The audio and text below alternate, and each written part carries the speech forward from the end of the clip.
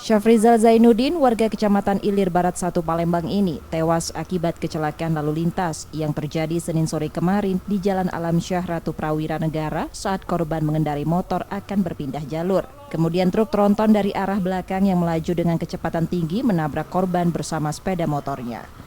Menurut polisi dari unit lalu lintas Polsek Gandus, usai menabrak korban, pengemudi truk tronton sempat mencoba kabur namun berhasil diamankan tak jauh dari lokasi kejadian. Kejadian singkatnya, pengendara motor kebetulan dari bawah, dia mau naik ke atas. Jadi di ini dia mungkin tidak ngelihat lagi ada puso dari sana melintas, makanya dia langsung ke ini. Tidak bisa menghindar lagi. Jatuh dulu komandannya. Jatuh. Untuk mobil pusonya kemana? Sudah dapat mobil puso di depan. Ada petugas. Sempat lari juga.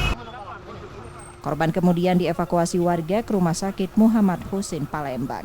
Reski Oktora, Muklas Diferensial, Kompas TV, Palembang, Sumatera Selatan.